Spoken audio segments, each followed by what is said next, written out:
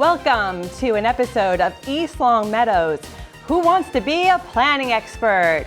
Today's contestants are Rob Watchilla, AICP, East Longmeadow's very own planning director. And coming to us from out east, we have Judi Barrett, principal of Barrett Planning. And we're going to ask a series of questions. The two contestants are going to compete for a very special prize at the end of our episode. We'll start out with question number one. What is zoning primarily used for in Massachusetts cities and towns? Is it A, setting property rates, B, deciding how land can be used and developed, C, determining school district boundaries, or D, regulating utility companies?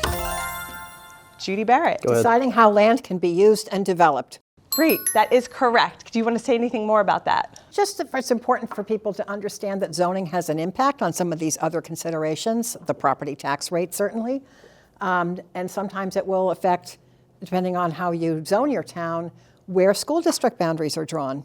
Because when you have a lot of homes next to a school, it might affect how you draw the boundaries. But zoning itself is about how land is used and how it can be developed and the procedures for doing so. So hang on, so how do people know what zone they're in? So your town hall would have a zoning map that shows where all of the zoning district boundaries are, and people would be able to look at that map and identify where their home or their business property is, and look at the zoning district boundaries and say, I'm in that district.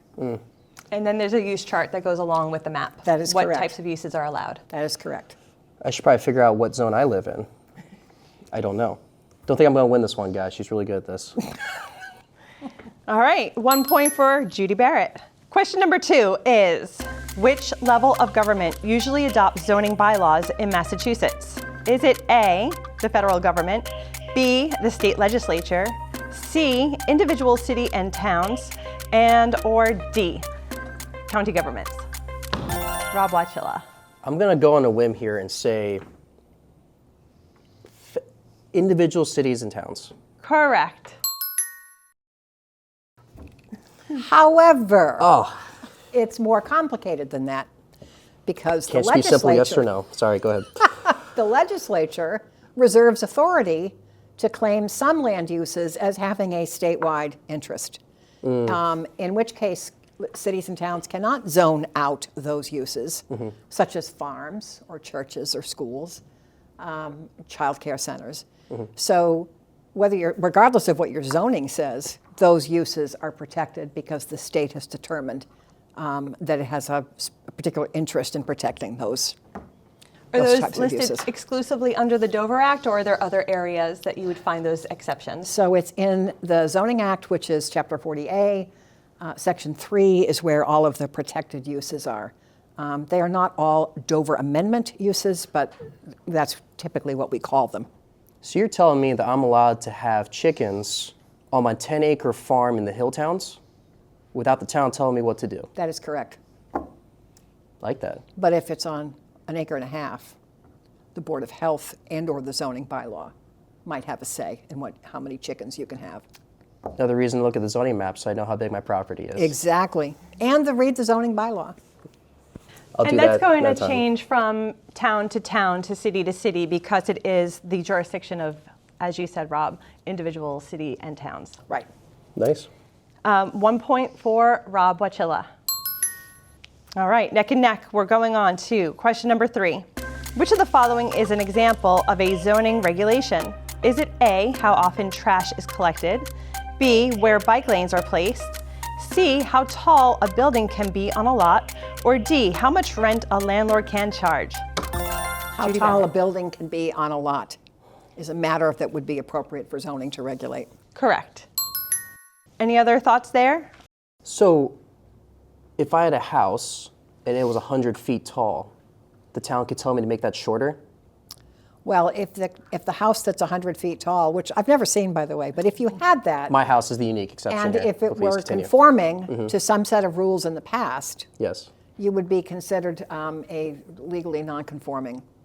Well, the contractor told me this was allowed per the zoning regulations, so I listened to him. So you're telling me that I'm out of compliance, I'm breaking the law? So I'm not going to interpret your zoning bylaw for you in the middle of a discussion like this. Fair I will point. simply say to you that if your 100-foot tall home complied with zoning at one point in time, it likely enjoys a protection as a pre-existing non-conforming use. Okay. If it never conformed, you probably have a problem. Well, I know it still has a pitched roof, so it's probably a wind hazard at that point from that height. So good to know. Could I have be. to get my money back somehow. Sorry, But I please think, continue. some of the other answers here are important because people do wonder, well, who has the authority to decide, like, when is trash collected or where bike lanes are placed? And, the trash collection is handled by the towns. It's a curb collection system, so the municipality determines when trash is going to be picked up on your street. Bike lanes are going to be placed in a street based on planning that's probably led by the Public Works Department. And ideally, those decisions are made based on where you want to zone for population growth or zone for business access. So Makes sense. everybody's got a role to play in how a community develops over time, but zoning has a unique role. And the example of a building height is one of those functions. All right, 2 points for Judi Barrett. Moving on to question number 4. In Massachusetts, zoning regulations are typically enforced by which local authority? A, the town manager, B, building commissioner, C, town council, or D, the president of the town council? Oh, I think that was Judi. Well, the answer is the building commissioner. It can get a little bit interesting, though, if the building commissioner position is vacant, in which case you then have to look, ideally, your zoning bylaw says who steps in, but it would typically be the appointing authority for the building commissioner or the select board. You're a council system here, so it's a little different. But the building commissioner is the one with enforcement authority all the time. It's a question of who wears that hat if you don't have a building commissioner in that job at a particular point in time. That makes a lot of sense because the building commissioner is the person who sent me the letter about the 100-foot house. That would make So sense. now I have to be in compliance with this I know. ordinance or whatever, bylaw. Okay, makes sense. I But knew the you answer know- to this question. That's but why. you know that you can appeal that decision. To who? You can appeal a decision of the building commissioner or the zoning enforcement officer to the zoning board of appeals. Oh, that's good to know. Yes. I have my options open now. And the building commissioner derives their authority from the state government. And the zoning bylaw, both. Great. Okay, we're up to 3-1 in favor of Judi Barrett. Question number 5. What does, quote, by right mean in Massachusetts zoning? A, a project that automatically gets funding. B, a development allowed without special permits or variances and cannot be legally denied. C, a use reserved only for homeowners. Or D, a project approved by the town manager. Rob Watchilla. Option B. A development allowed without special permits or variances and cannot be legally denied. That is correct. From what I've learned today, by right and the Dover Amendment go together. So if something is allowed by right, that means the town can't tell me what to do. Within reason, of course. Unless it's for zoning reasons, then obviously the zoning impact does not really matter in the situation. Judi, you looked like you want to say something. Am I saying this correctly?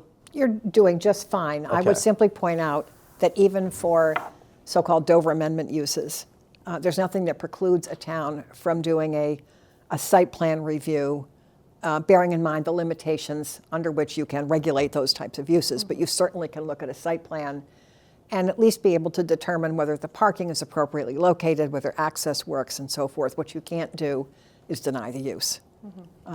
But it is, without special permits or variances, is certainly correct.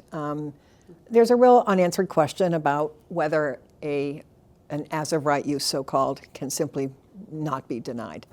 There's limited case law on this. A use that is permitted is typically considered one that is allowed as of right, but it may be subject to site plan review. And if it is, what is a board to do when the project before them, for example, doesn't really conform to zoning?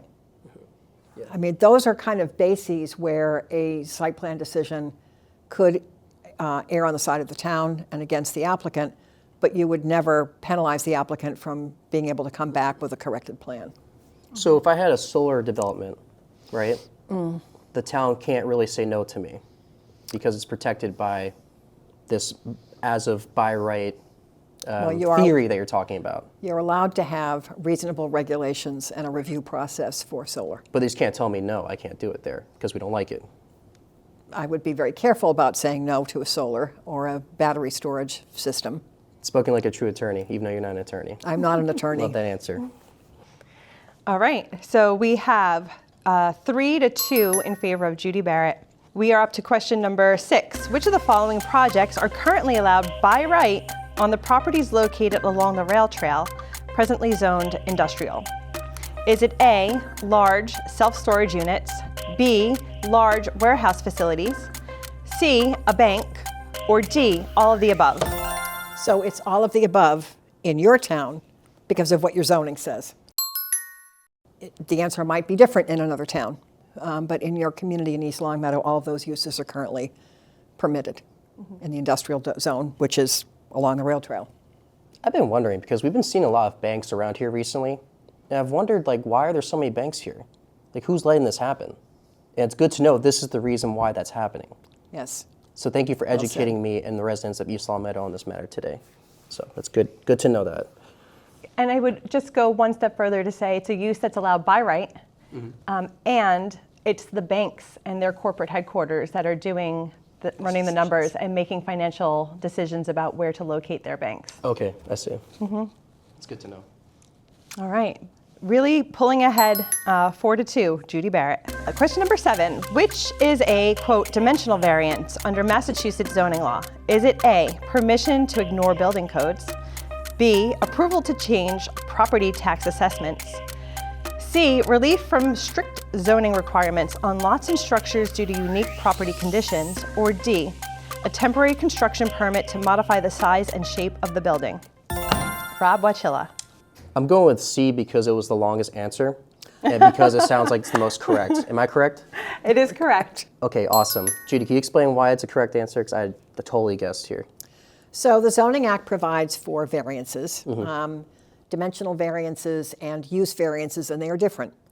Dimensional variance, such as the one that's alluded to in this question, around perhaps the shape of a lot or whether it has adequate frontage or something like that, those are variances that any applicant really is entitled to go to the Board of Appeals and seek. Doesn't mean the board is going to grant it. But then there are use variances which are only permitted if they are allowed under your actual zoning bylaw. So they are provided for by state law, but you don't have to grant them. But if they're in your zoning bylaw, then an applicant does have a right to come to the Board of Appeals and request a use variance, which means, unlike a lot or structure issue, it might be proposing a use that's not allowed in the district, but could be allowed by a variance. So to my understanding, last time I looked through the zoning regulations, Yes. is it true that we do not permit use variances in this town? As I recall, you do not permit use variances. Only the dimensionally stuff. Yes. Correct? Right, which is Okay. very important because your town recently prepared a master plan, and I think you would probably not want to encourage or open the door for uses to be proposed that would be in conflict with your master plan or your zoning. Because I'd be right next door to a factory or something, or car mechanic in my densely populated residential neighborhood, right? That certainly could happen with a We use definitely don't want variance. that. Yeah. Right, and the master plan is really planning for the future and starting to talk about ways that we can reshape where we're doing things and do things more effectively and efficiently to promote either business development or residential development or even preserve green and open spaces. All right, so we have 4-3. Moving on to question number 8. Which zoning goal is most directly related to protecting public health and safety? A, separating heavy industry from homes. B, maximizing developer profit. C, increasing parking revenues. Or D, limiting home ownership. Judi Barrett. Separating heavy industry from homes. And I will just share with you, because it's a delightful story, that the authority to do that, to separate industry from homes, stems from a decision that is 100 years old this year, involving the village of Euclid in Ohio. And at the end of this month, there is a day-long gathering of zoning geeks in Arlington, Virginia, to look at Euclid at 100. So, but that concept of there are uses that would be offensive to other uses, and so the ability to separate them into what we call use districts, that's what that's about.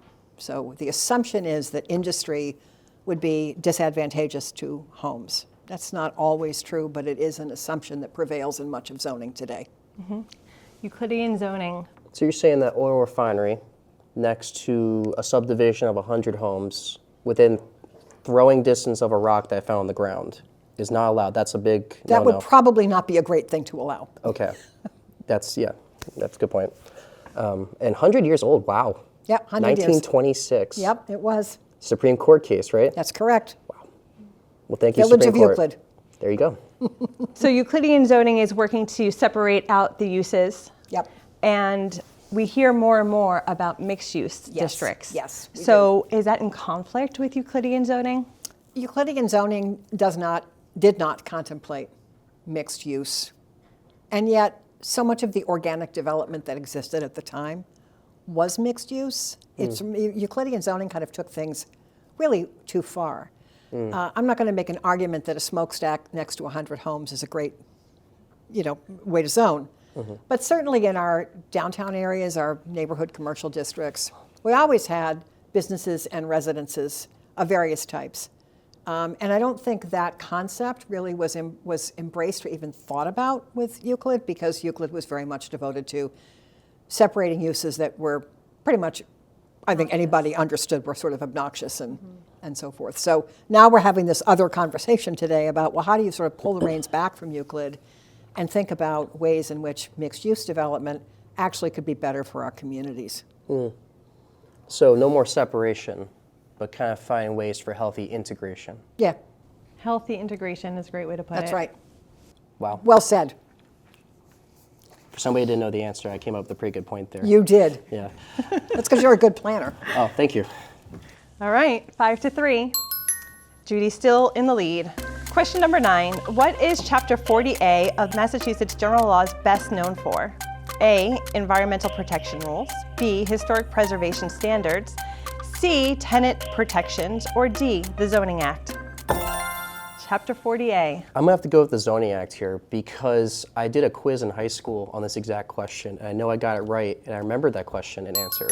But my gut's also telling me that it was brought up a few times during this, so I think that's why I remembered the answer to this question. It's all right. I'm happy to help my colleagues. But is it true that this answer, the Zoning Act, did it come up around the same time that whole Euclid v. Ambler Supreme Court thing, No, 1920s? it was later. Later than that? And actually, it was the Zoning Enabling Act until 1975. Oh. Because Massachusetts in 1966 adopted the Home Rule Procedures Act and pretty much ensconced in law this concept that municipalities can do anything that the state has not reserved for itself. So when does the Zoning Act come into play? In the 1970s? 1975, the Zoning Enabling Act was updated significantly in response to Home Rule. So today, our Zoning Act is procedural. Yeah. And there's a lot of provisions in it that talk about things you can't do, such as what we were discussing with the Dover Act, the Dover Amendment, that you can't bar a church or a school, So the things you can't do, which are reserved for state interest, are in Section 3 of 40A.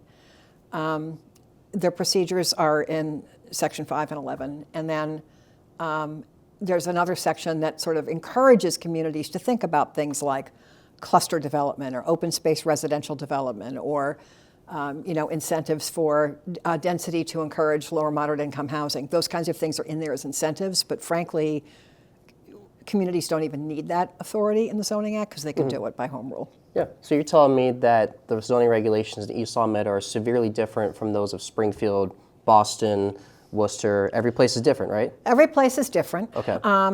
Recognizing that there are certain things that you all have in common. Like the inability to deny a religious use, I see. or a public or nonprofit school, or a farm on 5 or more acres, things like that. That's going to be true in East Longmeadow as much as it's true in Worcester. Explains why I couldn't open a farm in South Hadley, because the rules there just are not the same as they are here in East Longmeadow. So that's good to know for next time.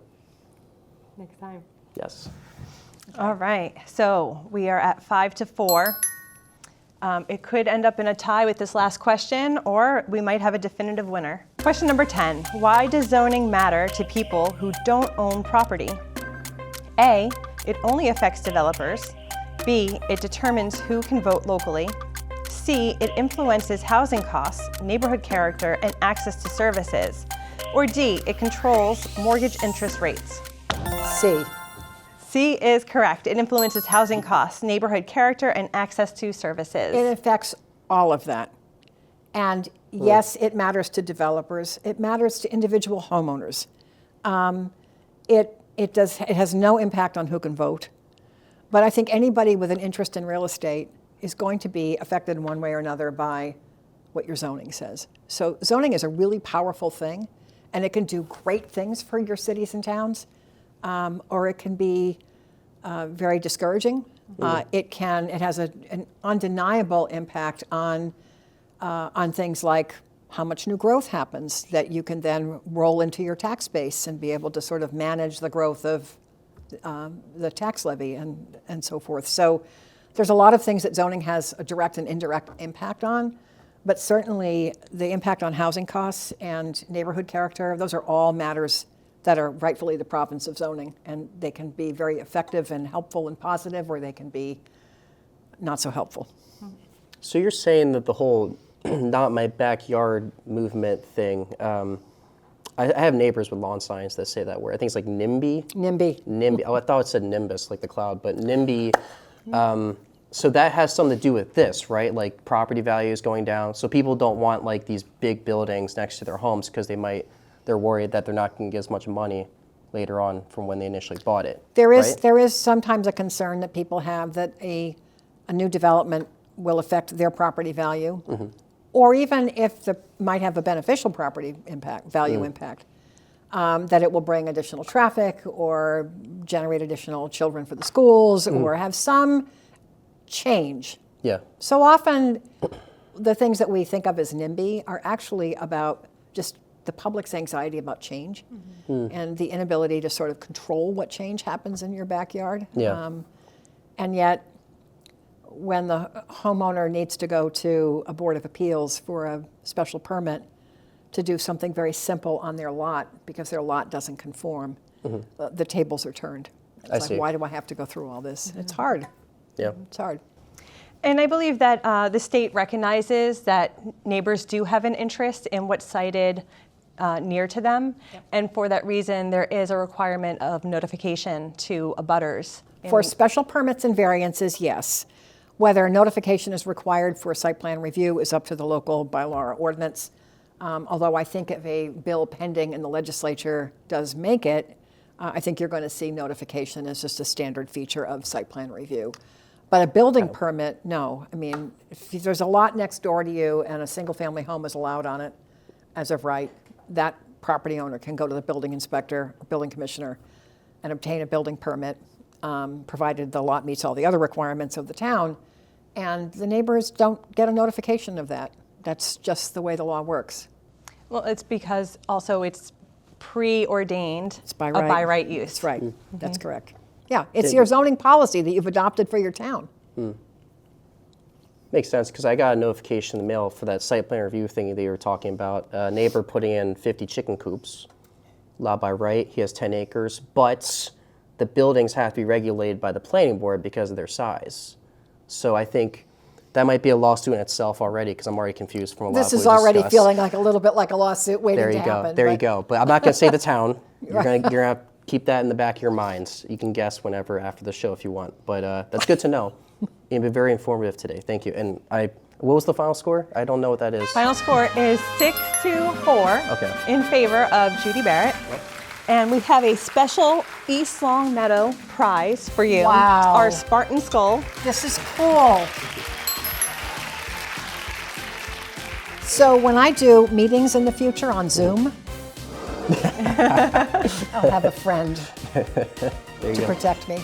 Thank you so much for joining us today. Judi Barrett from Barrett Planning and Director of Planning, Watchilla, who I just have to put my plug in, has been absolutely magnificent to work with. You are. Thank you. No, I'm just very serious about it. Your town is I hope people know well-run and well-staffed and smart people here. It's been a joy to work with this community, so thank you. Thank you for working with us. Happy to be here. We're happy to have you.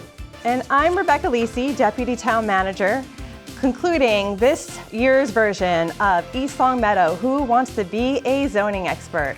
Thanks for joining us.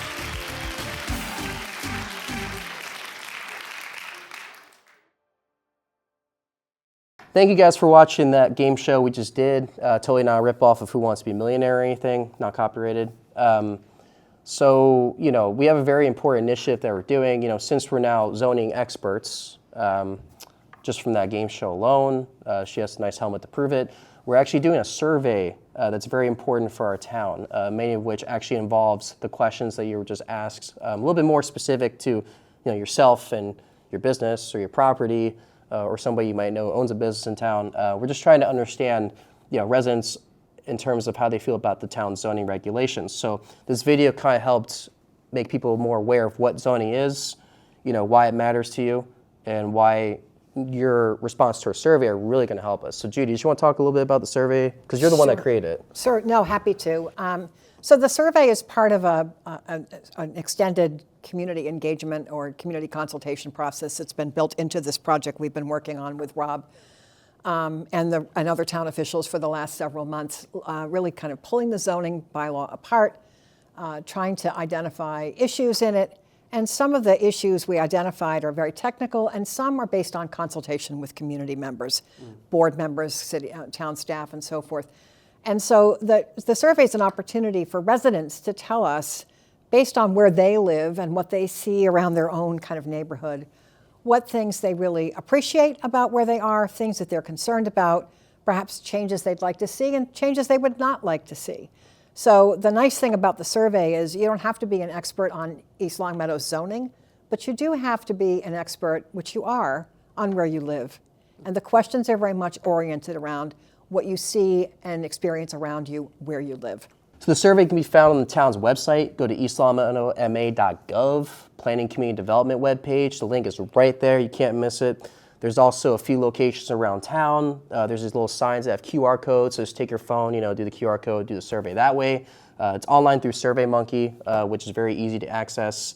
You can also find physical booklets at both the library's reception desk as well as the Council on Aging. And you can return that booklet whenever it's convenient for you. The zoning audit is essentially done, but we'd be remiss if we didn't ask residents for input who are not necessarily on town boards and therefore would not have gotten an email from us asking for an interview. So we're going to hold that audit just a little bit, but we're very much into, at this point, developing recommendations for the town's consideration. The survey is going to remain open until February 6th. That gives people plenty of time to still fill it out. Give us your feedback. There's some questions in there that are a little bit open-ended, so if you really want to give us your feedback, that's your way to do it. So please take our survey. We really need your help. It's going to help Judi with her zoning audit of our town to tell us what we have to do correctly moving forward. Yep. Thank you very much. Thank you.